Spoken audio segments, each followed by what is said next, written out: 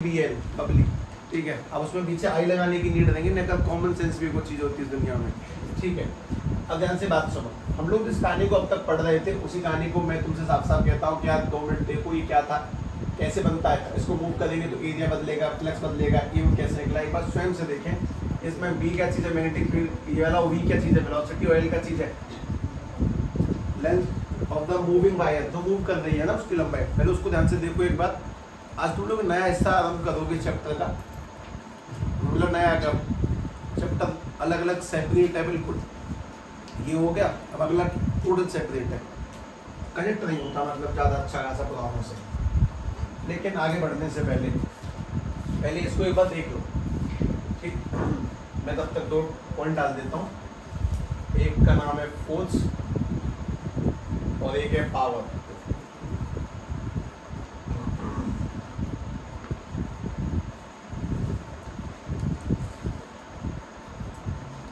ये सारे फॉर्मूले ऐसे ही, बबली, बीना, सब ऐसे बनते हैं।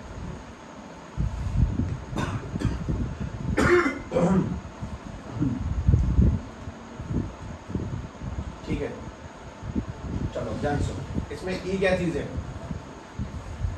ईएमएफ यानी कि वोल्ट निकालने के लिए क्या फॉर्मूला, मैग्नेटिक फील्ड इनटू में वेलोसिटी इनटू में लेंथ, वो मोशन वाला सिस्टम पता होना चाहिए कुल मिला के।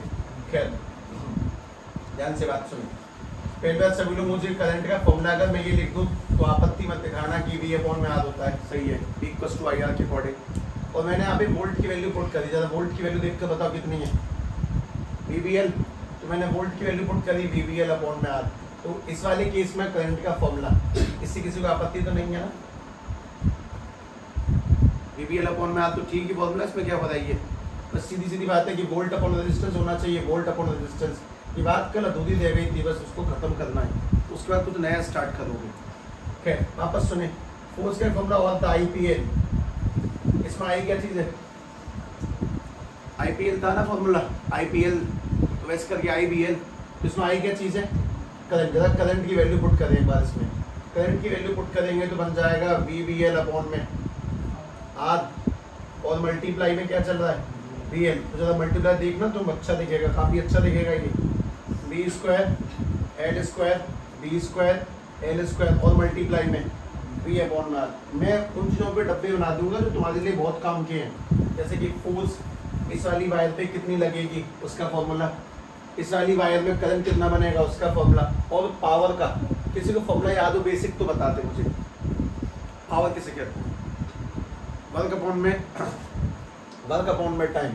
और किसी को वर्क का याद हो तो और मजे आ जाएंगे। वर्क किस में खुलता है, FS cos थीटा। इसमें S क्या चीज़ है, डिस्टेंस अपॉन टाइम को क्या बोलते हैं, डिस्टेंस अपॉन टाइम क्या होता होगा, वेलोसिटी, स्पीड। तो मैंने लिख दिया फोर्स इनटू में वेलोसिटी, डिस्टेंस अपॉन टाइम। इसमें काम की बात ये कि सब लोग वापस से पुट करें, पावर को F इंटू BB कहते हैं, मैं सीधे नहीं लिखना चाहता था बस इसलिए। फोर्स का फॉर्मूला दोबारा से पुट करो, B square L square V upon में R, मल्टीप्लाई करेंगे वेलोसिटी तो पावर निकल के आ जाएगी B square L square V square upon में R। देखो कहाँ पे एक स्क्वायर कमी है, कहाँ पे स्क्वायर है एक्स्ट्रा। बस इस कहानी को यहाँ पे आके सेट कर दो कि मैंने तुम्हें मोशनल EMF के अंदर क्या क्या बताया, बस कहते किसे हैं, EMF कैसे निकलेगा, करंट, फोर्स और पावर। इन 4 बातों ज़्यादा कुछ नहीं पता होना चाहिए। अपना नया टॉपिक स्टार्ट करने ध्यान से वो सुनो, इन 4 बातों से ऊपर कोई टेंशन नहीं लेनी किसी को।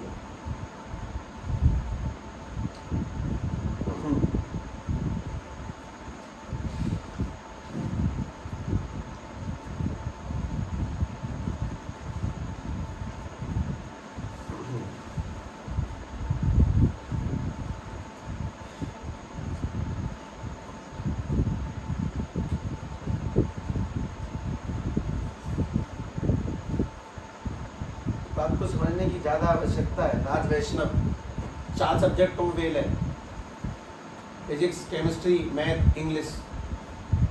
किसमें पास है फिर सब, हिंदी।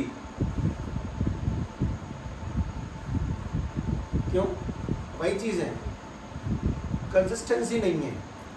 कांस्टेंट पढ़ें घर पे 1-1.5 घंटे से, पेपरों में नहीं बनाया खुद को भूत, कांस्टेंट पढ़ें, बस वही चाहिए। अगर मैं कांस्टेंट ना करूँ डेली तो सिलेबस नहीं होगा। मैं ऑल टाइम कांस्टेंट हूँ, अभी नहीं, स्कूल से कांस्टेंट हूँ अपने टाइम से। छुट्टियाँ 0, बुखार जाड़े में आ जाए बात अलग, 0 मतलब 0। और कांस्टेंट स्टडी है, मतलब छुट्टी नहीं तो नहीं है। मैं बहुत बार कोशिश करी कि यार वो वाला प्राइज मिल जाए अटेंडेंस वाला, मिला कभी नहीं आज तक, आज तक नहीं मिला। किसी ना किसी कारण में सो जाती थी 1 या 2, बुखार जाड़े खांसी जुकाम बारिशों की साइकिल से अब नहीं जा रहा, ऐसे करके बड़ा मुश्किल हो जाता भारी। तो बड़ी अचंभित था उन लोगों से जो फर्स्ट प्राइज ले जाते, सब किसी किसी क्लास में बंदे बंदे बच्चे पूरी साल आए हैं। मैं तो पूछते ही बीमार नहीं पड़ेगा आज तक, अच्छी बात है, नहीं मतलब आना चाहिए, इसमें क्या बताइए, पर कंसिस्टेंसी इज किलर। हमारे ना नोट्स के टॉप पे लिखा हुआ है, अगर भी ध्यान से देखोगे तब दिखेगा, तो उसमें एक ही वर्ड है कंसिस्टेंसी। इससे ऊपर तुम्हें जीवन में कुछ नहीं चाहिए बस। खैर सभी लोग अपने बेहतरीन से टॉपिक का नाम डाल दें। आज तुम चैप्टर की मैप का बहुत खतरनाक हिस्सा, इसका नाम है इंडक्टेंस, उससे स्टार्ट करोगे। कहीं पूरा नाम देख के बताएं, मैंने आधा बोला अभी, तो देखो चैप्टर के मैप में जाओ, ध्यान से देखें उसे कि हम लोग क्या पढ़ने वाले हैं। सेल्फ इंडक्शन होगा जहाँ तक है ना। उसके आगे क्या लिखा है, चलो उससे आगे क्या लिखा है, टी जनरेटर। इसमें कहीं एडी करंट नहीं लिखा है ना, एडी करंट, ठीक है कोई बात नहीं, बाद में एंड में लेंगे उसको भी।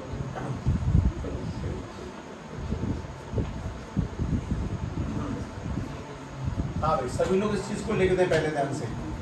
सेल्फ इंडक्शन पढ़ना है हम लोगों को, ठीक है। सेल्फ इंडक्शन के 2 तरीके हैं पढ़ने के, मतलब 2 पार्ट में पढ़ना है। पार्ट 1 में तुम पढ़ोगे इसके खुद के बारे में कि आखिर ये है क्या चीज़, और पार्ट 2 में तुम लोग पढ़ोगे, इसमें एक चीज़ ऐड कर लेंगे हम लोग, सॉलिनॉइड, उसके बारे में, ठीक है। 2 बातें पढ़नी है, इस चीज़ को भी ध्यान से लिखते हैं, सेल्फ इंडक्शन।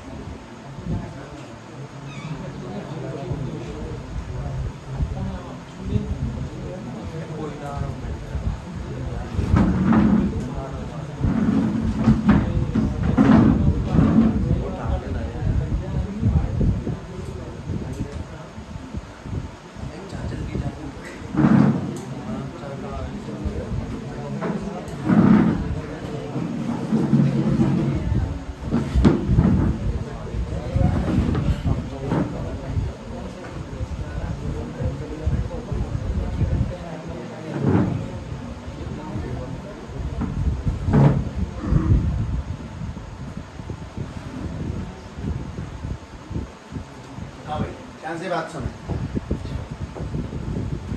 सेल्फ इंडक्शन पहले पार्ट 1 को समझो। What is self induction? हम लोगों ने एक बहुत बेहतरीन सी बात समझ ली कि शायद में समझ में आ भी गई होगी। इंडक्शन किसे कहते हैं? जब भी किसी कॉइल में फ्लक्स बदलेगा उसमें क्या प्रोड्यूस होगा? ईएमएफ, यानी कि वोल्ट बनते हैं, और वोल्ट बनने के इसी फिनोमेना को हम लोग क्या बोलते हैं? इंडक्शन। तो उसी खेल को वो तरीके से देखते हैं, ध्यान से सुनो। अगर हमारे पास में ये कोई कॉइल है और इस कॉइल के अंदर 2 बहुत काम की चीज़ें हैं, इसमें 2 ऑप्शन देता हूँ तुम्हें। मेरे पास में इसमें गया इंक्रीजिंग करंट, तो क्या होगा? और अगर इसमें जाता है डिक्रीजिंग करंट, तो क्या होगा? करंट हमेशा इंक्रीजिंग डिक्रीजिंग जाना चाहिए। कौन से करंट पे कोई बेनिफिट नहीं है वो भी सुन लो। Increasing current, decreasing current, in short ऐसे लिखेंगे, इन शॉर्ट ऐसे लिखेंगे। और उसके बाद में आता है कांस्टेंट करंट, तो कांस्टेंट करंट को इन शॉर्ट ऐसे लिखेंगे, कांस्टेंट करंट। ठीक है, मैं लिखने की बात कर रहा हूँ, मैं ऐसे लिखूंगा। इसको समझने के लिए पहले इन तीनों बातों को समझो।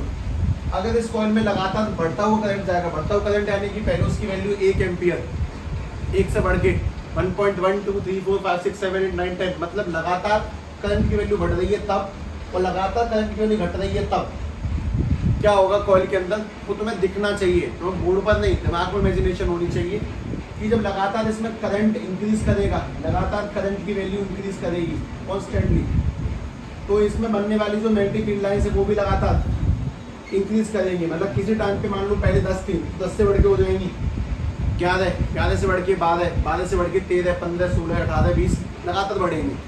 लगातार मैग्नेटिक फील्ड लाइन के बढ़ने से इसमें क्या बदलेगा, फ्लक्स, और फ्लक्स के बदलने से इसमें क्या इंड्यूस होगा, करंट। जब खुद के अंदर इंक्रीजिंग करंट जाने से और खुद के अंदर डिक्रीजिंग करंट जाने से क्या बदलेगा, फ्लक्स। तो फ्लक्स के बदलने से क्या प्रोड्यूस होगा, ईएमएफ, और यानी कि वोल्ट बनेंगे, और वोल्ट से बनेगा तो वायर में क्या फ्लो करेगा, करंट फ्लो करेगा। उस करंट को हम लोग क्या बोलते हैं, इंड्यूस्ड करंट। उस करंट को हम लोग बोलेंगे इंड्यूस्ड करंट। सबसे पहले बात को सुनो ध्यान से, जब किसी वायर में लगातार इंक्रीजिंग यानी कि बढ़ता हुआ करंट, और जब किसी वायर लगातार डिक्रीजिंग यानी कि घटता हुआ करंट बनेगा, तो दोनों ही केस में बहुत सिंपल सी बात है कि जब इस वायर में बढ़ता हुआ करंट जाएगा तो लगातार इसके अंदर की रेखाएं इंक्रीज करेंगी। रेखाओं के बढ़ने से इसमें क्या बदलेगा, फ्लक्स बदलेगा, और फ्लक्स के बदलने से इसमें क्या पैदा होगा, करंट पैदा होगा। अगर बढ़ते हुए कारण से करंट है तो करंट की दिशा क्या होगी, अपोजिट, और घटने के कारण से करंट है तो करंट की दिशा क्या होगी, सेम। कौन से केस में, इस कॉइल में करंट नहीं बनेगा, जब करंट कैसा दिया जाए इसमें, कांस्टेंट। मतलब कि मैंने अगर इस वायर के अंदर एक फिक्स करंट दे दिया 10 एम्पियर का फिक्स, तो 10 एम्पियर का करंट देने पर इसमें पाई जाने वाली अंदरूनी रेखाओं की संख्या अगर 50 है तो हर टाइम पे 50 ही रहेगी। उस केस में कोई करंट प्रोड्यूस नहीं होता। करंट प्रोड्यूस कैसा होगा, जब तुम कौन सा करंट दोगे इसके अंदर, वेरिएबल करंट देंगे। जैसे अल्टरनेटिंग करंट एक वेरिएबल करंट है, अल्टरनेटिंग करंट लगातार ऊपर नीचे कम ज्यादा कम ज्यादा कम ज्यादा होता है, तो उसके अंदर करंट भी प्रोड्यूस होगा।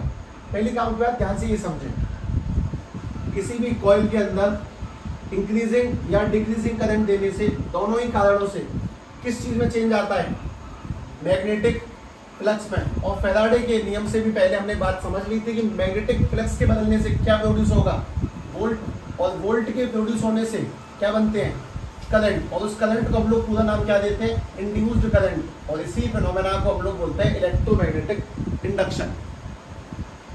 जब खुद की कॉइल में करंट जाने से खुद के अंदर ही, जब खुद की कॉइल में करंट गया और खुद के अंदर ही करंट प्रोड्यूस हो गया, बैक करंट बनने लग गया खुद के अंदर, बैक या फिर सेम रूल बनेगा। खुद में फ्लक्स आने से खुद में करंट में चेंज आया, उसको क्या बोलते हैं, सेल्फ इंडक्शन। जब मेरे अंदर करंट गया और मुझ में एक करंट और पनप गया, मतलब इस कॉइल में करंट गया, इस कॉइल में करंट जाने के बाद में इसमें फ्लक्स बदला, और फ्लक्स बदलने के साथ साथ इसमें उल्टा करंट और बन गया। जब खुद का सेल्फ करंट बन जाए अंदर ही अंदर, तो उसको बोलते हैं सेल्फ इंडक्शन। इस बात को बहुत मोटी मोटी भाषा में लिखूंगा, मतलब कि ये लैंग्वेज बुकिश लैंग्वेज बिल्कुल नहीं होने वाली। ध्यान से बात सुने, whenever there is a change in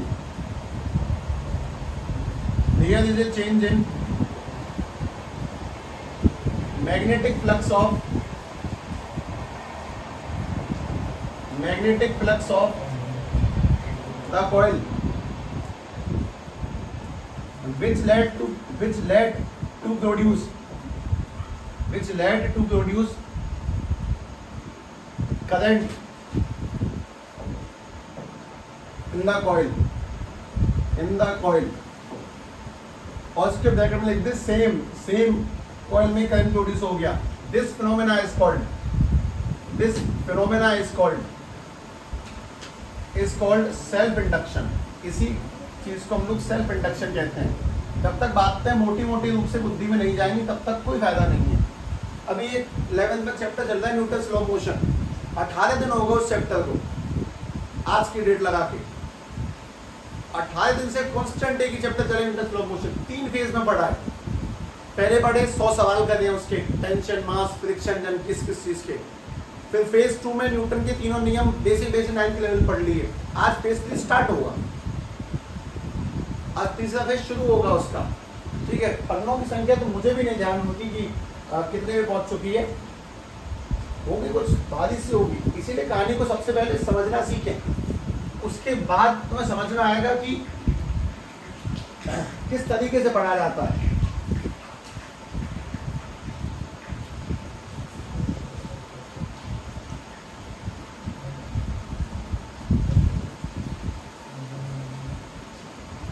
page नहीं शुरू होगा। 88 पेजेस जा चुके हैं पर चैप्टर खत्म नहीं हुआ, 18 दिन हो गए ऐसे करके ना। मतलब मैं भी तो कितना पेशेंस हूँ, मैं चौथे चैप्टर पे हूँ, 10 बजते हैं अभी भी, तो पता है वो खत्म हो जाएंगे, तरीका होता है उन चीज़ों का। वैसे करके इस बात में समस्या मत लो कि तुम फिलहाल किस जगह पर हो, तुम क्या अगर जो पढ़ रहा है उसको ध्यान से समझो, देखा जाएगा, सब देख लूंगा मैं। ठीक है, ध्यान से बात सुनो। सबसे पहली काम की चीज, इंक्रीजिंग करंट या डिक्रीजिंग करंट दोनों के किसी कॉइल में जाने से कॉइल के अंदर किस चीज का चेंज होता है? मैग्नेटिक फील्ड लाइंस का। देखा है कम या ज्यादा होती है, उन्हीं रेखाओं को हम लोग क्या बोलते हैं? फ्लक्स। अगर रेखाएं बदलेंगी तो उस कॉइल में भी क्या बन जाएगा? करंट।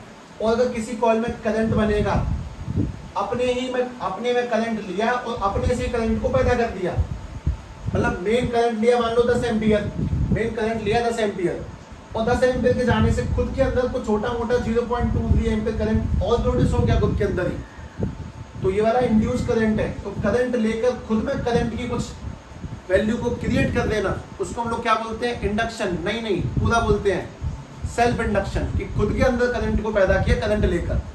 इसी चीज को डिटेल में पढ़ना है, ध्यान से बात समझना। ठीक, एक सबसे पहली काम की बात, मतलब तुम्हें इसमें क्या लिखना है वो सुनो।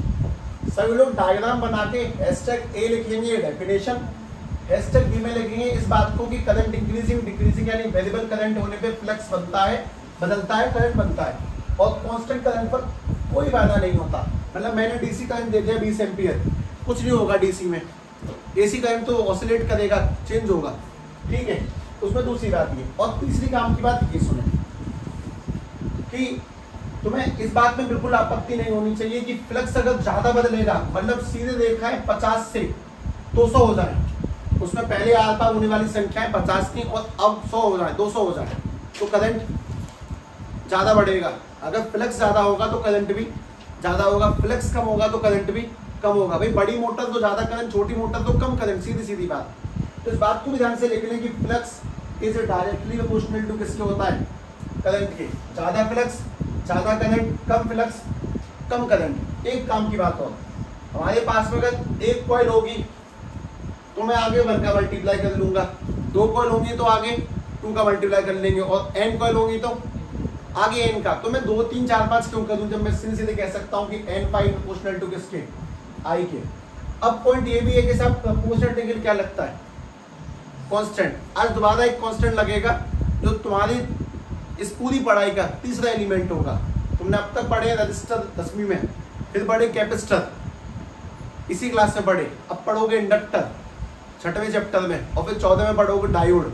इन 4 मशीनों के बेस पर ही दुनिया के सारे सिस्टम काम कर रहे हैं। हमारे फोन के प्रोसेसर, ये जो रिमोट में बटन दबा के सिग्नल वायरलेस ट्रांसफर हो जाते हैं, फोन की बातें, ये सब कुछ इन्हीं 4 चीज़ों पे काम कर देंगे ऑलमोस्ट। AI का जितना भी सिस्टम है वो सब उसी पे काम करता है, डायोड पे।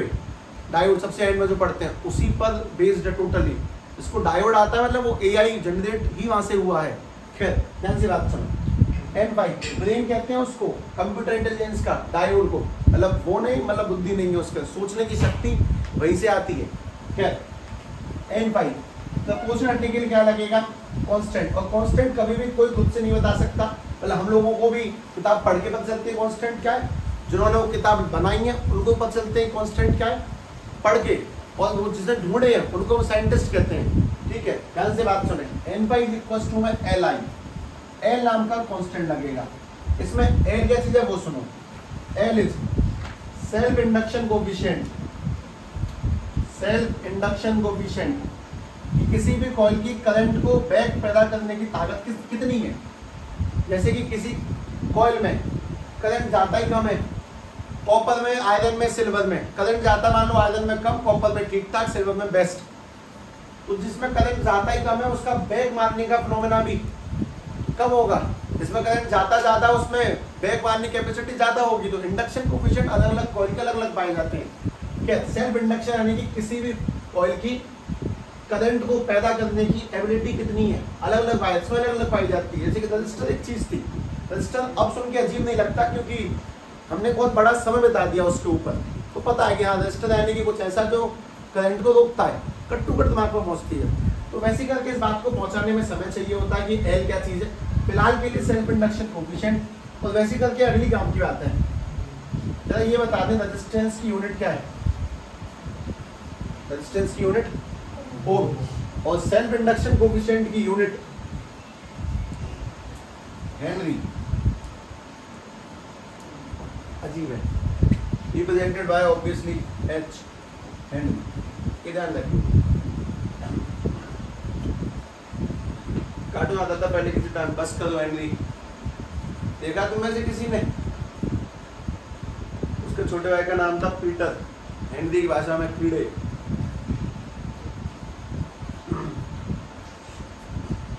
आजकल के बच्चों को नहीं दिखाना चाहिए, वो दुष्ट है, बहुत ज्यादा वो। ठीक है भाई, N phi equals to L I. पहली बात ये समझे, ये क्या लिखा हुआ, अगर फ्लक्स बदलेगा तो क्या बनेगा? करंट। ज्यादा बदलेगा तो ज्यादा बनेगा, तो क्वेश्चन के क्या लगा दिया? एल। एल क्या चीज? Self induction current coefficient. काम की चीज, अपनी वायर में फ्लक्स बदलने से अपने अंदर करंट का प्रोड्यूस होना क्या कहलाएगा? Self induction. ठीक, इस खेल को थोड़ा सा बेहतरीन कर लेते हैं। जरा सभी लोग मुझे पॉइंट नंबर डी तक पहुंचाओ, और बस एक बात की जरूरत है जगह पे। ठीक है, सुनो क्या वो बात। ई का फॉर्मूला क्या है? सबसे पहला फॉर्मूला ई का, ईएमएफ का कैसे निकलता है? Minus K D phi over D T. तो काम करेंगे, यहाँ पर भी उसको डेरिवेट करो। ये लिखा हुआ है N is equals to L I, ये तो कांस्टेंट है। एन फाइव इक्वल्स टू में एल आई, ये तो कांस्टेंट है। मैं अगर नीचे डी टी लगा दूं, जैसे कि अगर इस कहानी को बहुत बेहतरीन सुनना ही चाहते हो, ये बिल्कुल वी इक्वल्स टू में आई आर से मैच खाता है, अगर बुद्धि का हल्का सा प्रयोग करे तो। एल आई देखना, नहीं मैच करता भाई। फाइव इक्वल्स टू में एल आई लिखा है, ये V equals to I R लिखा। आई से आई मैच कर रहा होगा तुम लोगों का, आर से एल मैच कर, रेजिस्टर इंडक्टर, और फाइव से वी, हालांकि सेम नहीं होता पर फिर भी चलो दिखा दिया मैंने तुम्हें कुछ झूठ सा, तो मैच करता है। वो हमारा कॉमन सेंस एबिलिटी है, हम देख लेते हैं इन चीजों को अपनी बुद्धि से। क्या ध्यान से बात सुने, अगर इसको डेरिवेटिव करोगे तो एन तो कांस्टेंट, और डेरिवेटिव नहीं होगा, ये बन जाएगा D phi over D T, और इसमें भी कांस्टेंट है एल, डेरिवेटिव नहीं होगा एल का, क्योंकि रेजिस्टेंस और इंडक्टेंस कोएफिशिएंट है, कांस्टेंट है। और आई का D I over D T. हाँ जी, अगर एक कॉइल के लिए तुम फ्लक्स को D phi over D T लिखते हो, तो 100 कॉइल के लिए तुम उसको क्या लिख सकते हो? Minus K N D phi over D T. मैं बस एक ही लालच में तुमसे ये सब कुछ पूछ रहा हूँ, क्या मुझे ना एक वैल्यू पुट करनी है, मुझे एक वैल्यू ये पुट करनी है कि भाई एक काम कर, इस माइनस को भी यहाँ से हटा के इसको दे दे, तो बन जाएगा माइनस के ई इक्वल्स टू में N D phi over D T. और ये सब कुछ चौथे पॉइंट में चल रहा है। तो ये जो सामने तुमने फ्लक्स की कलाकारी खेली, उसके अंदर इसकी जगह पे क्या आएगा? इस जगह पे क्या लगेगा? N D phi over D T जगह पे क्या लगेगा? माइनस के ई। तो मैं इसको उठा के यहाँ रख रहा हूँ, ये रखा हुआ है N D phi over D T is equal to L D I over D T. और काम की बात ये कि हम लोग N D phi over D T बोल सकते हैं माइनस के E, L multiply D I upon में डी टी। माइनस में इसको दे देंगे तो ई इक्वल टू माइनस की एल डी आई अपॉन में डी टी। और इस बार अगर मैं तुमसे कहता हूँ कि यार ये टोटली मैच करता है इससे, V equal to I R से, तो ध्यान से देखना, अब ध्यान से देखो, टोटली मैच कर जाएगा। टोटल ई यानी कि वोल्ट, वी यानी कि वोल्ट, आई यानी कि करंट, आई यानी करंट, एल यानी कि इंडक्टेंस, और आर यानी कि रेजिस्टेंस। इसमें डी टी एक नया एलिमेंट है, लेकिन ध्यान रखें कि जैसे कि Ohm's law V equal to I R बहुत काम की चीज है, वैसे E equal to minus K L D I upon में डी टी बहुत काम की चीज है। और इस सारा का सारा खेल इस सेल्फ इंडक्शन नाम के टॉपिक के अंदर है। सबसे मेन बुद्धि वाली बात ये कि हम लोग अक्सर कंफ्यूज इस चीज में होते हैं कि यहाँ से यहाँ तक गया कैसे, तो मैंने उसे सेट करो। E equal to minus K D phi upon D T को एल लगाने से कोई आपत्ति नहीं है। तुम्हें कभी भी कोई एल लगवा दे कहीं पे, चुपचाप मान जाना, एल लगाने में कोई दिक्कत नहीं है। वो 50 गोलों की बातों करना होता है सेट। उसके बाद में बस तुम्हें ये जो तुमने जस्ट अभी देखा उसी का डेरिवेटिव छाट के इस जगह पे वोल्ट का, करंट का और इंडक्टेंस का एक फॉर्मूला क्रिएट करना है। जैसे हमारे पास में वोल्ट का, करंट का और रेजिस्टेंस का एक फॉर्मूला है। जैसे ये आज तक बहुत काम आया है, वैसे ये बहुत काम आने वाला है। ठीक है, इस चीज को यहाँ तक पहले सेट करके लिख ले तरीके से। E equal to minus K L D I upon में डी टी। और काम आने का सीधा मतलब है कि सवालों के दौरान बहुत ज्यादा बहुत जाननी पड़ेगी। तो मैं फिलहाल फॉर्मूला भले याद हुआ ना हो, एक बात दिमाग तक पक्का पहुंचे कि सेल्फ इंडक्शन किसे कहते हैं? खुद की कॉइल में मैग्नेटिक फील्ड में बदलने से खुद में करंट आ जाना।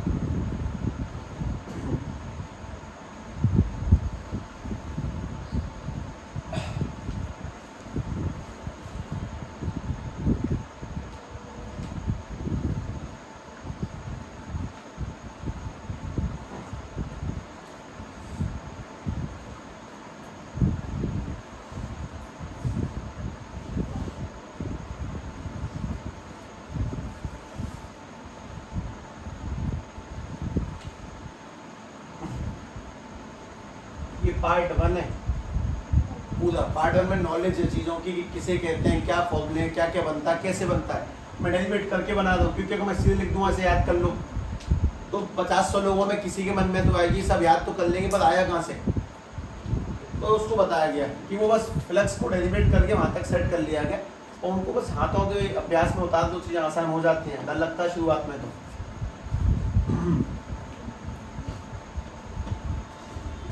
इसको ट्रांसपोज करके नीचे लिखूंगा, बुक में लिख रखा है, पर भाई सवाल है प्रश्न उससे किताब से भी याद क्यों लिखा है इसमें, बुक ने ऐसे लिख दिया इसको E अपॉन में DI अपॉन में DT माइनस इसके आगे इक्वल टू में L। भगवान जाने इसमें क्या आपत्ति है। एक काम की बात, ये माइनस क्या रिप्रेजेंट कर रहा है, बस ये बताओ। माइनस क्या शो करता है कि प्रोड्यूस होने वाला जो करंट है वो ऑलवेज अपोजिट होगा। अगर नीचे जाने से हुआ है तो ऊपर बढ़ेगा, बढ़ने से हुआ है तो पीछे घटेगा, ऑलवेज अपोजिट। ये वाला माइनस उसमें नहीं आता निकल के। एक काम की बात और सुनो, अगर मैं तो मोटा मोटा बताऊं कि भाई साहब ये R फॉर रजिस्टर का मेन काम क्या है, रेजिस्टेंस का मेन काम क्या है, करंट को रोकना। कि हमारे पास में 100 करंट आया, उसमें से 20 काटा, कितना बचा 80। लेकिन इसका मेन काम क्या है वो सुनो, इसका काम है कि कॉइल कितना बैक प्रोड्यूस कर सकती है। जैसे कि अपने पास में 10 आया, बैक प्रोड्यूस का 0.2 एम्पियर, तो कितना बचा ये बताओ, नेट कितना बचा 9.8 एम्पियर। ये हमेशा घटाता थोड़ी है। जैसे कि मान लो अगर हमारे पास में डिक्रीजिंग आया, हमारे पास में घटता हुआ करंट आया 1.2 एम्पियर और हमने प्रोड्यूस करा 0.6 एम्पियर, अब कितना हो जाएगा 1.8 एम्पियर। भाई घटते हुए करंट को बढ़ाना है, बढ़ते हुए करंट को घटाना है। तो अगर बढ़ता हुआ करंट है तो माइनस कर लेंगे और घटता हुआ करंट है तो उसे बढ़ा देंगे। पर ये काम रजिस्टर नहीं करता। रजिस्टर का एक ही काम है, खात्मा करना। वो करंट को रोकेगा ही रोकेगा। लेकिन इंडक्टर का मेन काम क्या है, वो करंट को रोक भी सकता है, वो करंट को बढ़ा भी सकता है, वो उसको इंड्यूस करेगा। उसका मेन वर्क रजिस्टर नहीं है। ये बात को हल्का फुल्का ध्यान रखें। हालांकि न्यूमेरिकल सबको सेट कर लेते हैं चीज़ों को। अब इसमें लिखते हैं पार्ट 2। ये तुम लोगों ने E = -KL DI/dt पे विशेष ध्यान देना। इसमें पार्ट 2 ऐड कर लो। पार्ट 2 ऐसे करके लिखें, self induction coefficient, self induction coefficient, self induction coefficient यानी कि value of L for the solenoid, for the solenoid. हमारे पास में अगर कोई भी सोलेनॉइड पाया जाता है तो उसके लिए L की वैल्यू ड्राइव करके दिखाओ कि क्या होगी। उसके लिए L का फॉर्मूला क्या बनता है, क्योंकि ठीक ठाक सा खेल है, कोई बहुत बड़ा लफड़ा है नहीं उसके अंदर, तो कट टू कट आता है। लेकिन हाँ फिलहाल तुम्हारे दिमाग में सबसे बड़ा जो चैलेंज है वो यही, जो भी चीज़ तुम लिख रहे हो वो सिंबलों में, नेगेटिवों में, DT में, D5 में, DL में ऐसे ज़्यादा लिखी हुई है। तो तुम्हारा ब्रेन उनको स्वीकार करने जो है उलझता तो लगता है कि खतरनाक पढ़ाई है ये, तो सिंबल देख के डर जाते हैं। वरना ऐसा नहीं है, एक आध बार लिखने से अभ्यास अच्छा जाता है। ठीक है, इसको सुने ध्यान से। इसमें बहुत छोटा सा प्रयास है। फिलहाल हमारे पास में ये एक सोलेनॉइड है, इसमें कुछ कुछ बातों को ध्यान से मान लो। इसके अंदर जाती है बहुत सारी मैग्नेटिक फील्ड है। फिलहाल तो ज़्यादा इसमें करंट, इसमें करंट प्रोड्यूस होने से क्या जाएंगे अंदर से मैग्नेटिक फील्ड लाइंस। लगातार फील्ड लाइन जाने से इसके अंदर दोबारा से क्या इंड्यूस होगा, करंट। अगर इसमें इंड्यूस होगा करंट, तो करंट इंड्यूस होने पर इसके लिए इंडक्शन कोएफिशिएंट का फॉर्मूला बताओ, इस पूरे के लिए बताओ। इसकी लंबाई L है, टोटल टर्न्स N है, number of turns per unit length N/L है। इसके लिए L का फॉर्मूला ड्राइव करना है। कि सोलेनॉइड के लिए कोई बात करे तो क्या फॉर्मूला होगा, ठीक है, वो बात समझ लेंगे। लेकिन उससे पहले भी एक बहुत छोटी सी बात समझा दो मुझे। कि सोलेनॉइड की बी की वैल्यू क्या होती है। सोलेनॉइड में बी मैग्नेटिक फील्ड का फॉर्मूला तो तुम लोगों ने चैप्टर नंबर 4 में पढ़ा है मैग्नेटिज्म मैटर में, उसके अंदर मूविंग चार्ज मैग्नेटिज्म में, किसी को याद है? सोलेनॉइड के लिए बी का फॉर्मूला क्या है? बस ये चीजें फंसा देती हैं। सोलेनॉइड के लिए बी का फॉर्मूला है म्यू नॉट एन आई, ये सोलेनॉइड की मैग्नेटिक फील्ड का फॉर्मूला है। तो हमें एल नाम का कोफिशिएंट ड्राइव करना है इसको लेकर, इसको लेके एल कैसे ड्राइव होगा वो समझते हैं। ऐसी बात सुने,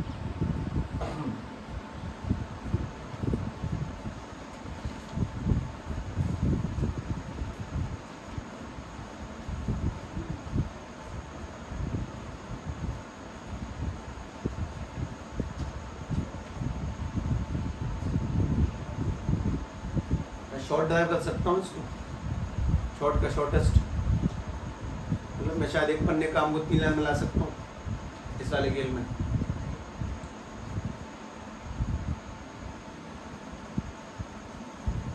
कोई बातें सिखाई नहीं जाती हैं, जुगाड़ जो बनाए जाते हैं, ये भी समझ लें। जुगाड़ वो हैं जब जैसे तुम लोगों की तरह बैठे होते हैं, कभी यार इतनी बड़ी तो याद ही नहीं होगी, उस बुद्धि लगाते हैं, बुद्धि लग जाती है, बहुत बढ़िया काम बनता है उससे। देखो मैं तुम्हें दिखाता हूँ, बुद्धि लगा के दिखाता हूँ। देखो तुम्हारे वाले पन्ने में ऐसे बोलेंगे n5 इक्वल्स टू में क्या लिखा हुआ है, n5 इक्वल्स टू क्या लिखा हुआ बता दो। Li, इसमें L क्या चीज है? सेल्फ इंडक्शन कोएफिशिएंट, वही तो फाइंड करना है। अच्छा फाई क्या चीज है ये बताओ। फ्लक्स का फॉर्मूला बोलो सभी लोग, सबसे पहले पन्ने पे लिखा है फाई इक्वल्स टू में BA cos थीटा। काम की जगहों पे अपनी आंखों को मीस लेना चाहिए, cos थीटा में जीरो लगा देना चाहिए, वो बंद हो जाता है अपने आप। उसके बाद में ए क्या चीज है? एरिया। तो सभी लोग एक काम करेंगे, ए माने एरिया डाल दो, ए माने एरिया। इस कॉइल का एरिया क्या होगा? एक सिंगल का एरिया बताओ, बस सिंगल वाली कॉइल का एरिया। इसकी रेडियस, सोलेनॉइड की जो रेडियस है वो r है, इसका एरिया बता दो। तो आ जाएगा pi R square equals to में Li। इसमें n क्या चीज? Number of turns. Number of turns की वैल्यू कैसे निकलेगी यहाँ से बताओगे? n इज इक्वल्स टू में क्या निकलेगा? n multiply l। ये भी ठीक है। तो अगर उस कहानी को सेट करें तो n मल्टीप्लाई l मल्टीप्लाई में b इंटू में pi R square equals to में Li। एक बात और बस सेट करनी है, b का फॉर्मूला, सोलेनॉइड की b का फॉर्मूला यानी कि n l यानी लेंथ, सोलेनॉइड की b का formula mu naught n i into में pi R square equals to में Li। कुछ चीजें कट देंगे, एक i से एक i कटा, म्यू नॉट से है n मल्टीप्लाई n यानी कि n स्क्वायर। तो अगर वो भी ध्यान से देखेंगे तो एक मिनट रुक जाना, बस हमारे पास बचा है n मल्टीप्लाई में l मल्टीप्लाई में म्यू नॉट मल्टीप्लाई में n मल्टीप्लाई में पाई आर स्क्वायर और इक्वल्स टू में l चल रहा है। एक बार तो बताओ, पाई आर स्क्वायर इंटू में l।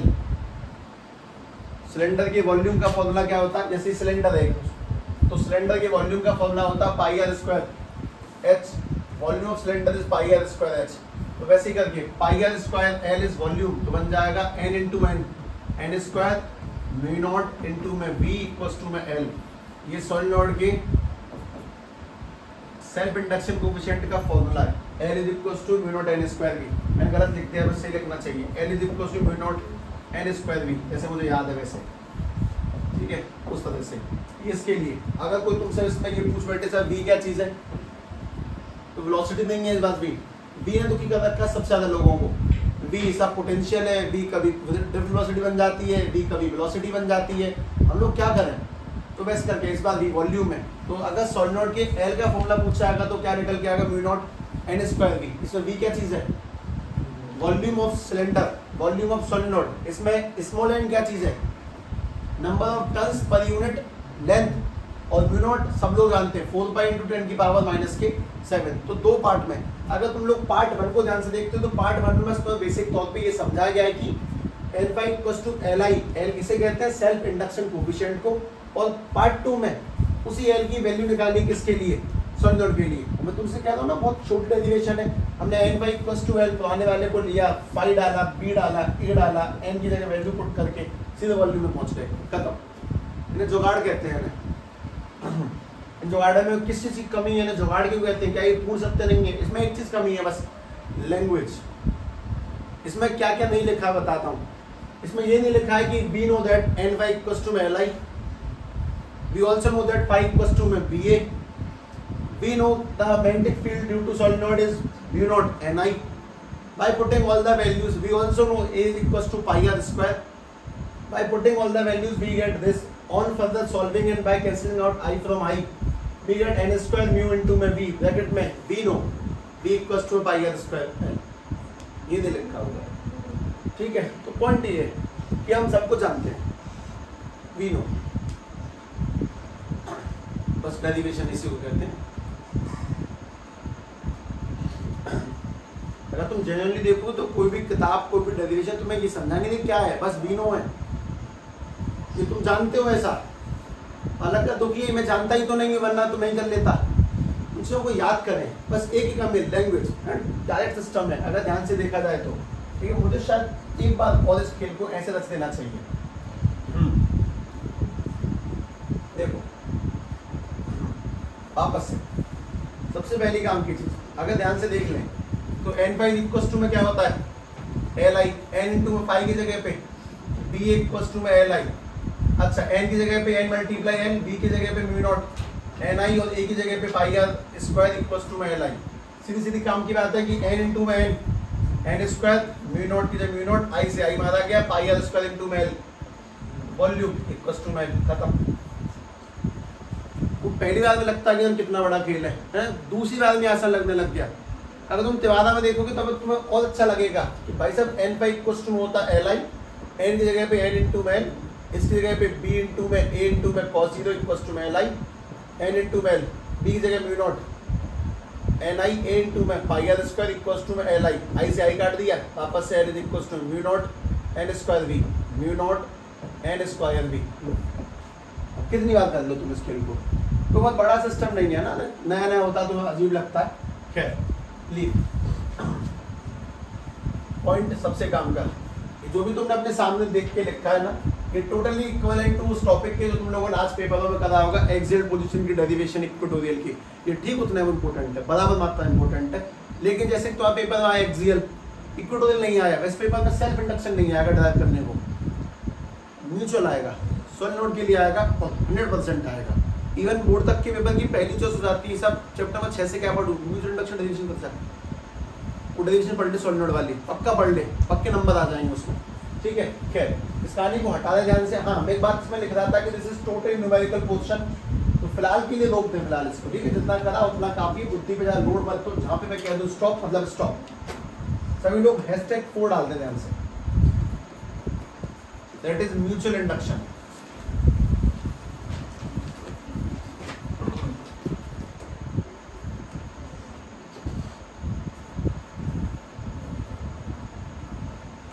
इसको भी 2 पार्ट में पढ़ेंगे, पार्ट 1 और पार्ट 2। पार्ट 1 में तुम लोग पढ़ोगे कि आखिर म्यूचुअल इंडक्शन कहते किसे हैं,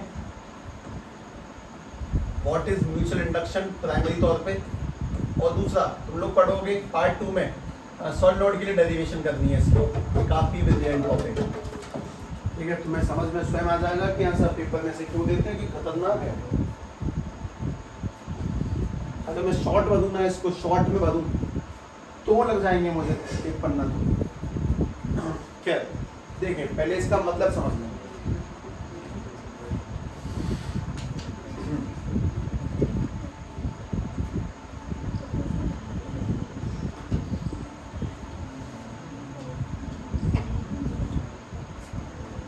हाँ भाई देखो, म्यूचुअल इंडक्शन,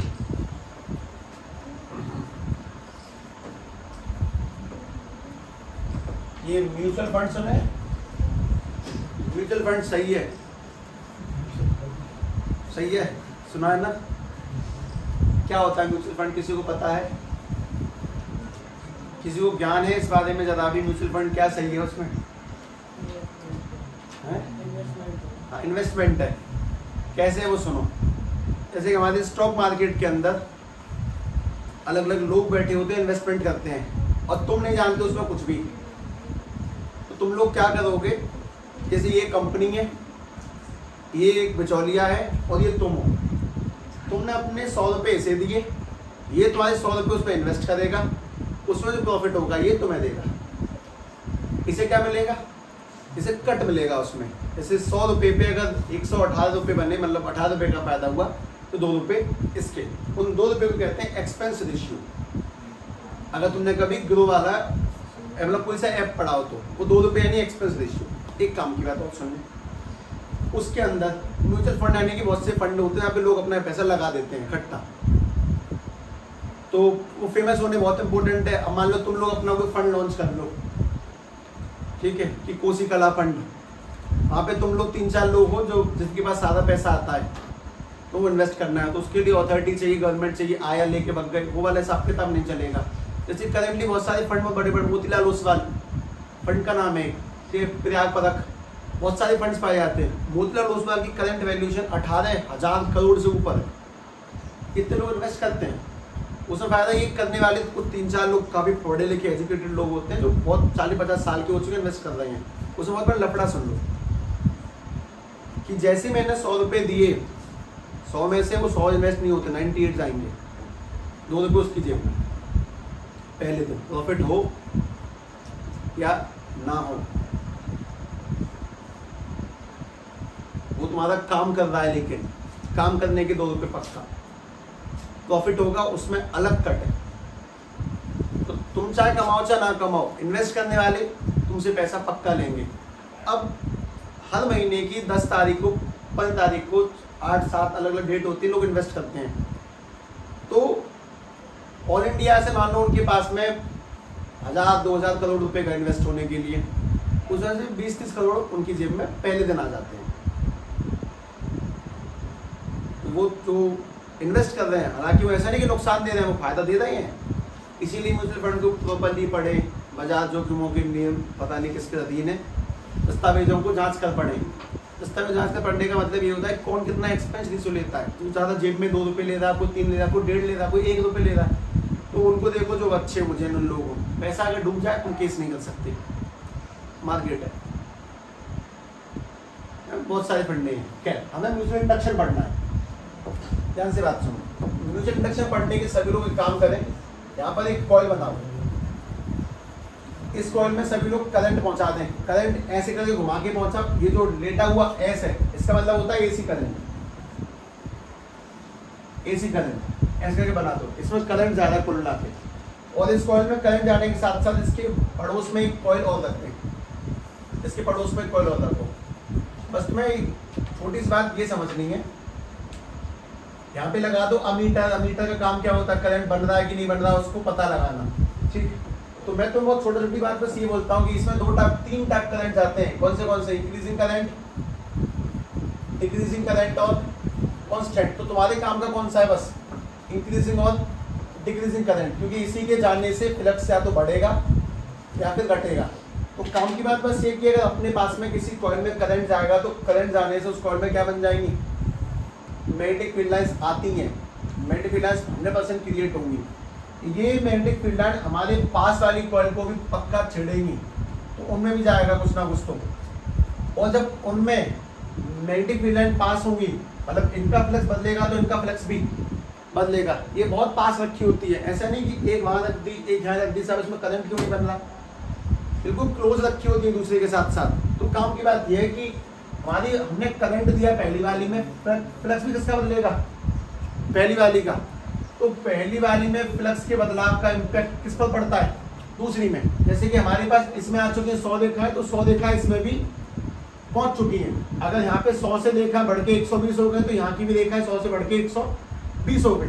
तो बात ये कि इसमें करंट आने से इसके अंदर हम लोग भेजेंगे इंक्रीजिंग या फिर डिक्रीजिंग करंट। इसके अंदर करंट आने से इसका बदलेगा मैग्नेटिक फ्लक्स, इसका मैग्नेटिक फ्लक्स इम्पैक्ट करेगा किसको, इसका जो मैग्नेटिक फ्लक्स है वो किसको इम्पैक्ट करेगा, सेकंड कॉइल को।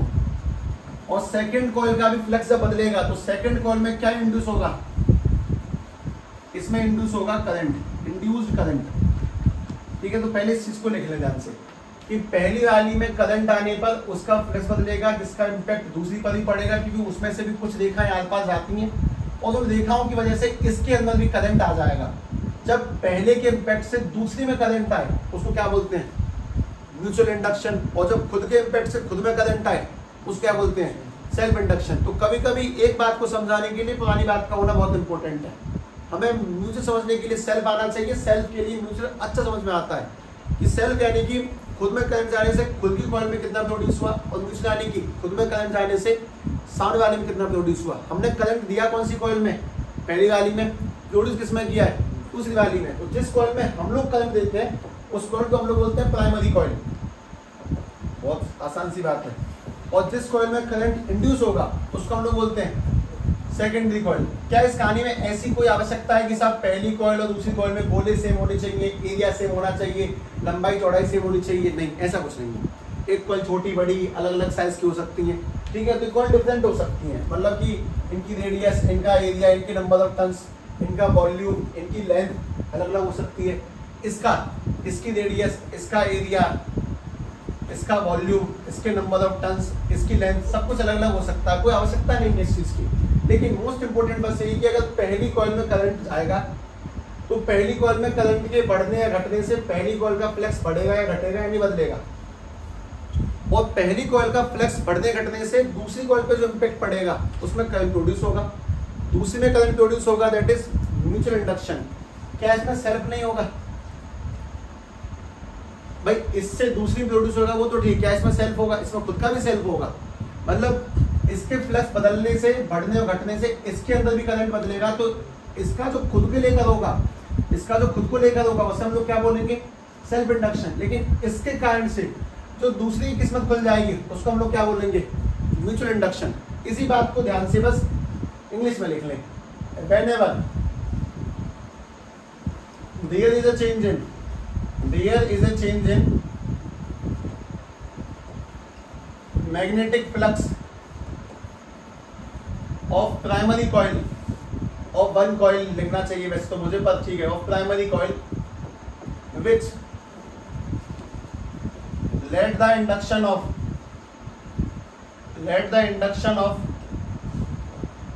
EMF स्लैश लगा के लिखे करंट इन सेकेंडरी कॉइल। तो इसी फिनोमेना को हम लोग बोलते हैं, this phenomena is called mutual induction. This phenomena is called mutual induction. ठीक है, वापस से पॉइंटों में छाट दें इन चीजों को।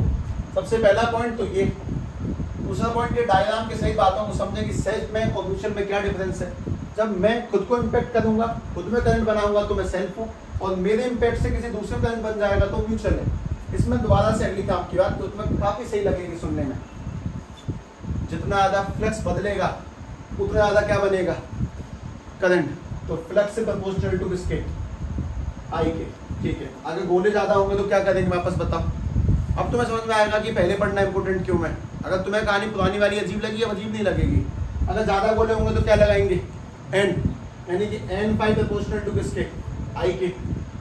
प्रोपोर्शनल क्या लगता है? कांस्टेंट, यानी कि N pi is equal to में एम आई। इसमें एम क्या चीज है? तुम जवाब दे सकते हो ना पक्का।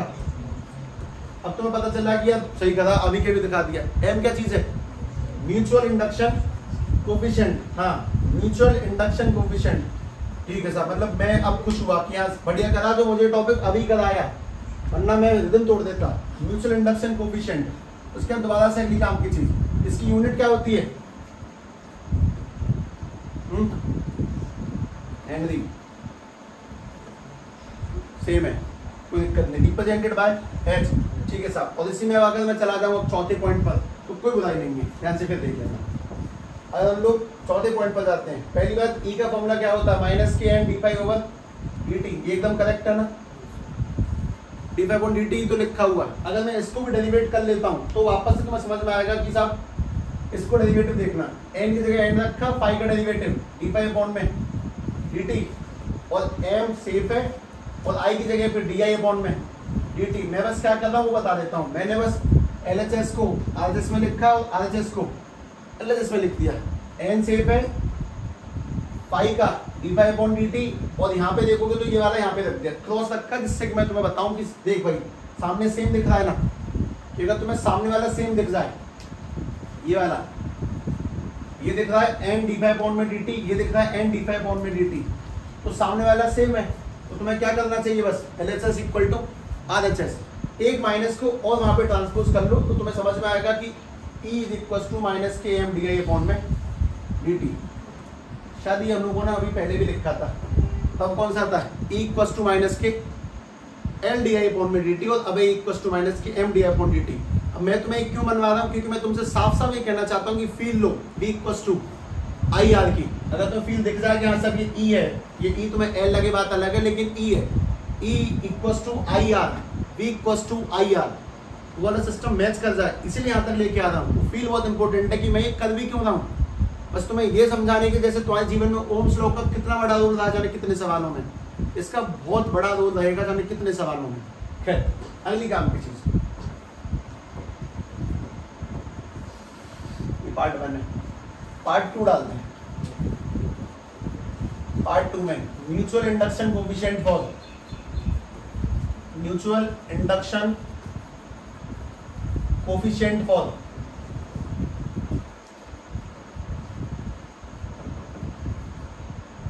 सोलेनॉइड, सोलेनॉइड के लिए म्यूचुअल इंडक्शन कोएफिशिएंट बताना है। हालांकि प्रॉपर वर्ड जो है सोलेनॉइड से पहले एक और लगता है, उसका नाम है कोएक्सियल, कोएक्सियल सोलेनॉइड्स, ठीक है, वो भी लिखते हैं। को यानी कि कॉमन एक्सिस, कॉमन एक्सियल।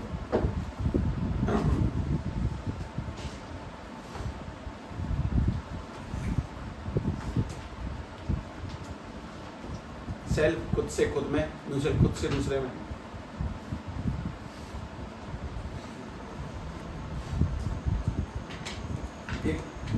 एक नहीं 2 लेटर लिखूंगा बस, वो देख लो।